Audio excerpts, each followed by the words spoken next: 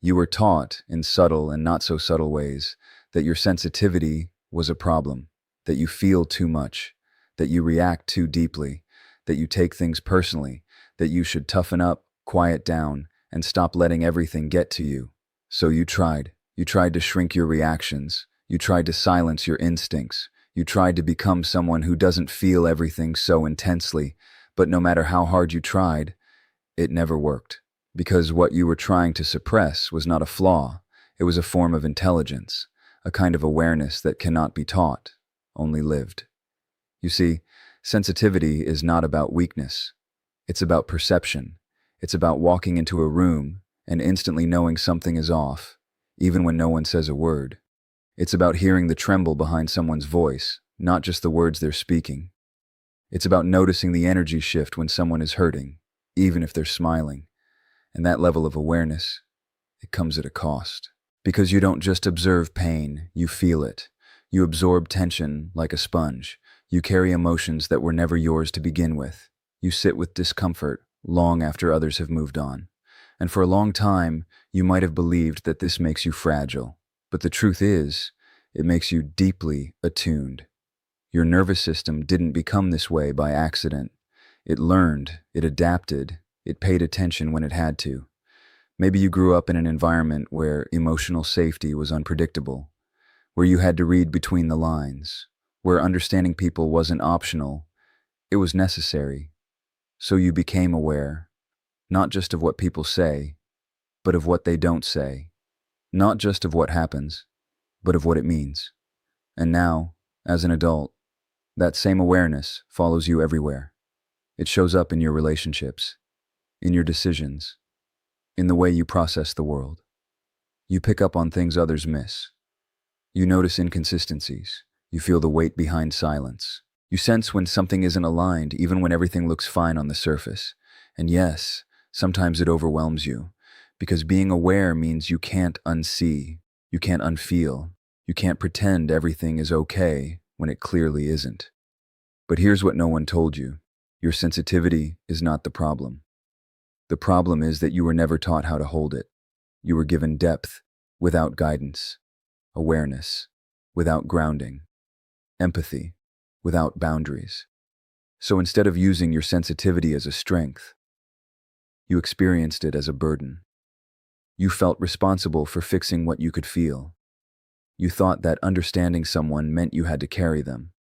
You believed that being aware meant sacrificing your own peace. But awareness is not meant to consume you. It's meant to inform you, to guide you, to show you what is real beneath the surface. A sensitive person doesn't just react to life. They experience it in layers. They see the hidden dynamics. They feel the emotional undercurrents. They recognize the unspoken truths that shape every interaction. And when that awareness is grounded, it becomes power. Because now you're not just feeling everything blindly. You're understanding it. You're discerning what belongs to you and what doesn't. You're choosing when to engage and when to step back. You're allowing your sensitivity to become clarity, not chaos. But that shift requires something difficult. It requires you to stop seeing yourself as too much. Because every time you label your sensitivity as weakness, you disconnect from your own perception. You start doubting what you feel. You start questioning what you know. You start overriding the very instincts that were designed to guide you. And that's where the real harm happens. Not in feeling deeply, but in learning to distrust those feelings. Your sensitivity is a signal. It tells you when something is off. It tells you when something is meaningful. It tells you when something deserves your attention and when something threatens your peace, but only if you listen, not react impulsively, not absorb everything blindly, but listen. There is a difference between being overwhelmed by your sensitivity and being guided by it. One drains you, the other strengthens you, and the difference lies in awareness, real awareness, the kind that doesn't just feel, but understands, the kind that doesn't just absorb, but filters, the kind that doesn't just react, but chooses. Because when you begin to understand your sensitivity, you realize it was never about weakness. It was about depth. It was about your capacity to connect, to perceive, to see beyond what is obvious. and in a world that often avoids truth. That kind of awareness is rare, it's uncomfortable, it's intense, but it's real. And the moment you stop fighting it, the moment you stop trying to become less sensitive, you begin to access something powerful: clarity. You start seeing people for who they are, not who they pretend to be. You start recognizing environments that drain you before they consume you. You start making decisions that align with your inner truth, not external pressure. Because now, your sensitivity is no longer controlling you. It's informing you, guiding you, strengthening your connection to what matters, and protecting you from what doesn't. And suddenly, what once felt like a burden becomes your greatest strength. Not because it changed, but because you finally understood it. There was a time when your pain felt meaningless, not poetic, not purposeful, just heavy, confusing, and unfair. You didn't choose what happened to you. You didn't ask to carry that weight.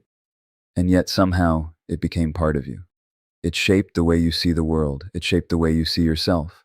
It shaped the way you respond to love, to conflict, to silence. And for a long time, you may have believed that your pain was something to escape, something to forget, something to bury so deeply that it would never find its way back. But pain doesn't disappear when it's ignored. It waits. It lingers beneath the surface, quietly influencing everything. The way you react when someone raises their voice, the way you hesitate to trust, the way you overthink simple interactions, the way you feel responsible for things that were never yours to carry. Your pain didn't just hurt you, it rewired you. And that's the part no one really talks about, because people often tell you to move on, to let it go, to stay positive.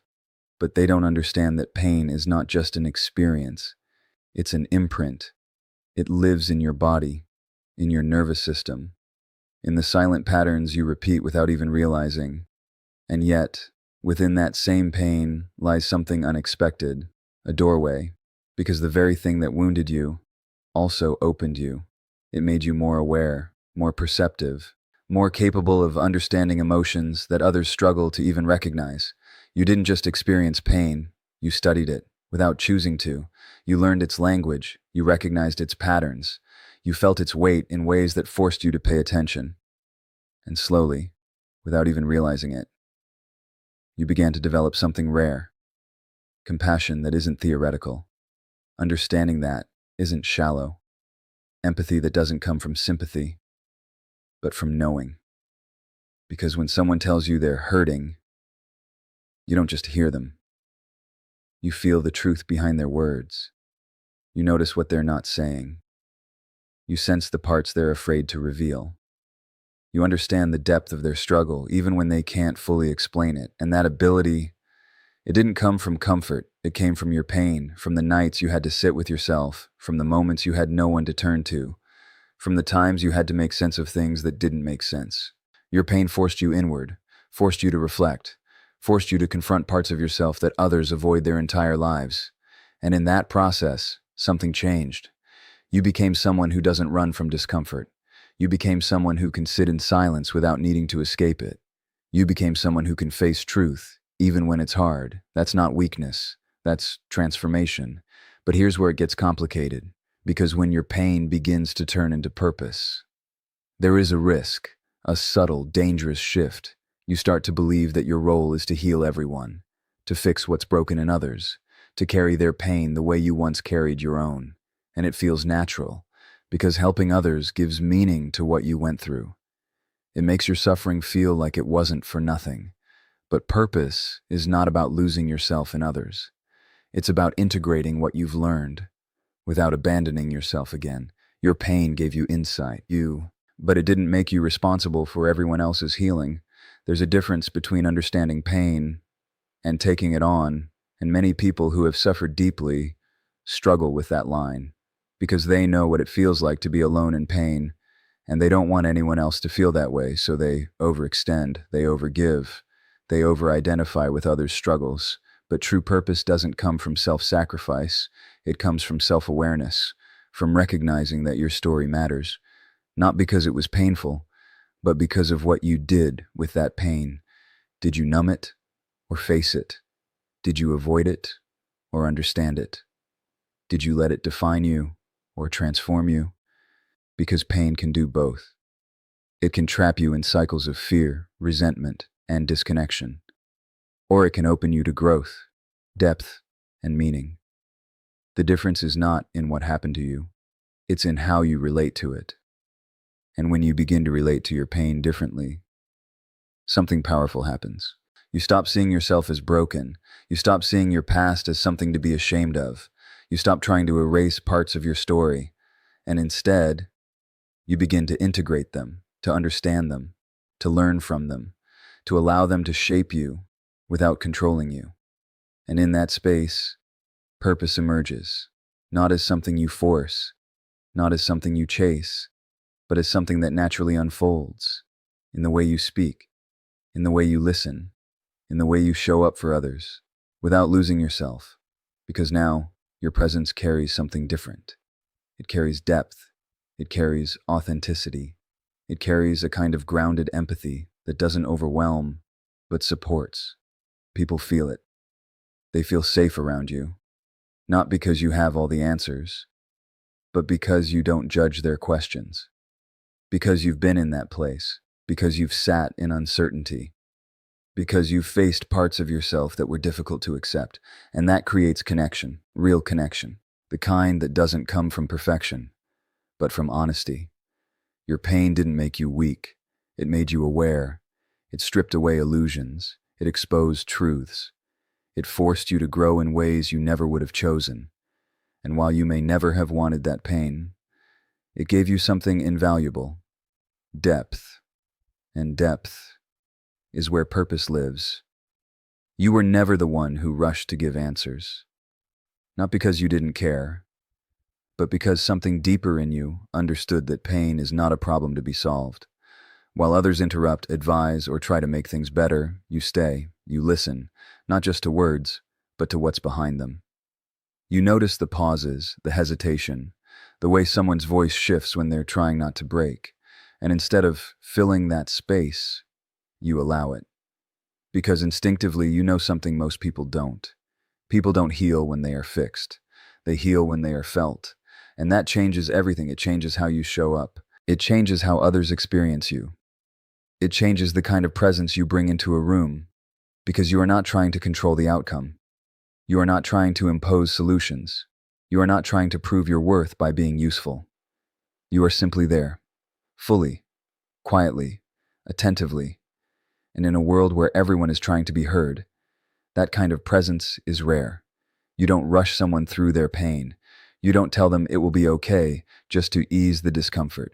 You don't minimize their experience to make it easier to handle. You allow them to feel what they feel, without interruption. And that takes strength, because sitting with someone's pain, without trying to escape it, means you have learned to sit with your own. Most people cannot do that. They become uncomfortable, they feel helpless, they try to fix, because fixing gives them a sense of control. But you understand something deeper. You understand that pain is not something to be controlled. It's something to be witnessed. And when someone feels truly witnessed, something shifts. Their defenses soften. Their words become more honest. Their emotions begin to surface in a way that is real, not rehearsed. Because they don't feel judged. They don't feel analyzed. They don't feel like a problem that needs to be solved. They feel seen. And that experience is rare. So rare that when people encounter it, they often don't even have language for it. They just know that being around you feels different, safer, calmer, more real, and you might not even realize you're doing it, because for you, it's natural. You're not performing. You're not following a technique. You're not trying to be impressive. You're simply allowing space. But that doesn't mean it's easy, because holding space requires you to resist the urge to intervene, to resist the impulse to rescue, to resist the part of you that wants to take away someone's pain just so you don't have to feel it with them. And that's where the real work is. Because when someone is hurting, you feel it. It affects you. It moves through you. It stirs something inside you that wants to act. But instead of reacting, you remain present. You stay grounded. You allow the emotion to exist without letting it take over. And that's what makes your presence powerful. Not because you remove pain, but because you create a space where pain can be expressed without fear. You don't rush the process. You don't force clarity. You don't demand resolution. You trust that if someone is given enough safety, they will find their own way through. And that trust is everything, because most people were never given that. They were told to be quiet, to be strong, to move on, to hide what they feel. So they learned to suppress, to disconnect, to carry things alone. And then they meet someone like you, someone who doesn't push them away from their feelings, but gently allows them to move toward them. Someone who doesn't try to change their experience, but accepts it as it is. And suddenly, something opens. Tears that were held back begin to fall. Words that were never spoken begin to surface. Truths that were buried begin to emerge. Not because you forced it, but because you made it safe. That's what it means to hold space. It's not passive. It's not doing nothing. It's an active, intentional presence that says without words, you don't have to hide here. And that kind of presence transforms people.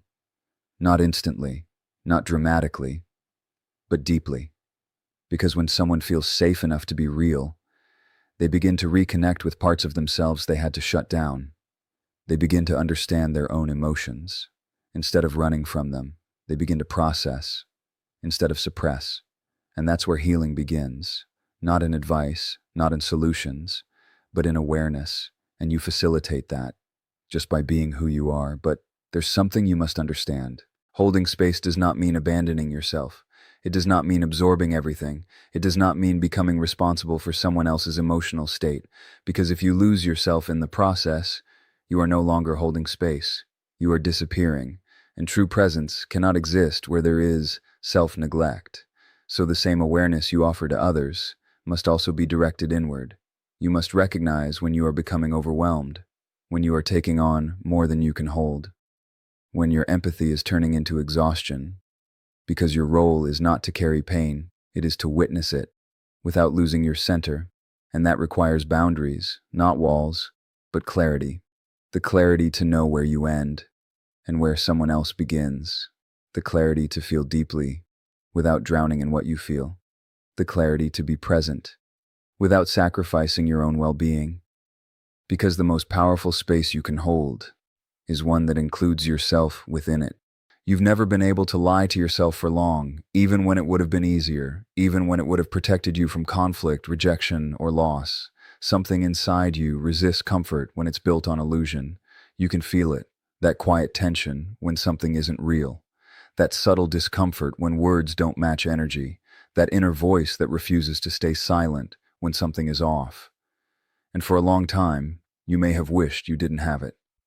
Because truth is not always welcomed. It doesn't always make people feel safe. It doesn't always keep relationships intact. In fact, it often does the opposite. It disrupts. It exposes.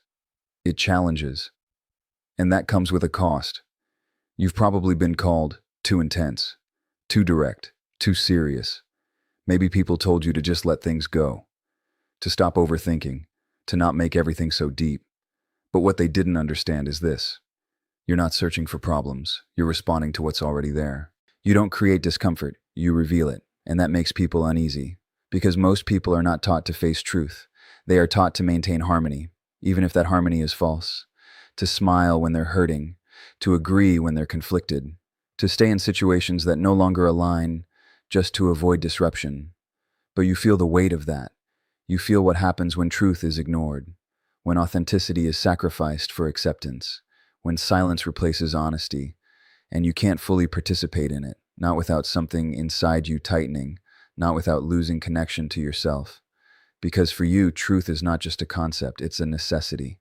It's how you stay grounded, it's how you stay aligned, it's how you maintain integrity with your own experience. And when you ignore it, you feel it immediately, in your body, in your thoughts, in the way your energy shifts. There's a kind of inner dissonance that emerges when you go against what you know is real. And that dissonance is not random. It's a signal that you are stepping away from yourself. So you've learned over time to listen, even when it's uncomfortable, even when it leads to difficult conversations, even when it means disappointing people. Because the alternative is losing yourself, and that's a price you're no longer willing to pay. But this doesn't mean it's easy. Choosing truth often means standing alone. It means saying things others avoid. It means asking questions others don't want to hear. It means walking away from situations that look fine on the surface, but feel wrong at the core, and that can feel isolating. Because not everyone is ready for truth. Not everyone wants to see what's beneath the surface. Not everyone is willing to confront what honesty might require of them. So when you speak, when you reflect what you see, when you refuse to pretend, it can create distance. Not because you're wrong, but because truth asks people to change. And change is uncomfortable, so sometimes people choose comfort over honesty. They choose familiarity over growth. They choose illusion over clarity. And when they do, you feel it, not as judgment, but as a quiet knowing that you can't stay where truth is denied, because staying would require you to disconnect from your own awareness. And that's something you've already experienced. You know what it feels like to silence yourself, to ignore your instincts, to prioritize others' comfort over your own truth. And you know the cost. It shows up as anxiety, as confusion, as a sense of being lost, even when everything looks fine. So now, you choose differently, not perfectly, not without fear, but consciously. You choose to honor what you feel, even when it's inconvenient. You choose to speak, even when your voice shakes. You choose to face reality, even when it's painful, because you understand something deeper. Truth is not the enemy. Avoidance is. Avoidance is what keeps people stuck. Avoidance is what creates cycles of pain that never resolve. Avoidance is what disconnects people from themselves and from each other. Truth, on the other hand, it liberates, not instantly, not without discomfort, but eventually, deeply, because when something is seen clearly, it can finally be understood. And when it's understood, it can finally change. But here's where your role becomes important, because being responsible for truth does not mean being harsh. It does not mean forcing honesty onto others. It does not mean using truth as a weapon. Real truth is not aggressive. It's grounded. It's not about proving a point. It's about expressing what is real, without distortion. And that requires awareness. Awareness of your own emotions, awareness of your own triggers, awareness of the difference between reaction and clarity. Because not everything that feels true is truth. Sometimes it's pain, sometimes it's fear, sometimes it's old patterns trying to protect you. So part of your responsibility is to discern, to slow down enough to understand where your words are coming from. Are they coming from presence or from hurt, from clarity or from impulse? Because truth, when it's grounded, doesn't just expose, it invites. It creates space for reflection, for understanding, for growth. And when you speak from that place, people may still feel uncomfortable, but they will also feel something else. Respect. Because even if they resist what you're saying, they can sense that it's real, that it's not manipulation, not performance, not an attempt to control, but an honest expression of what you perceive. And that kind of honesty, it doesn't always bring immediate connection, but it builds something deeper over time. Trust, because people learn that with you. What they see is what's there. No hidden agendas, no false agreements, no quiet resentment building beneath the surface, just truth. And that doesn't mean every relationship will last. Some won't. Some will fall away when illusion is no longer maintained. But what remains will be real, grounded, aligned, built on something that doesn't require pretending. And that's the difference. You are not here to make everyone comfortable. You are here to stay connected to what is true, even when it's difficult, even when it costs you, even when it asks more of you than silence ever would.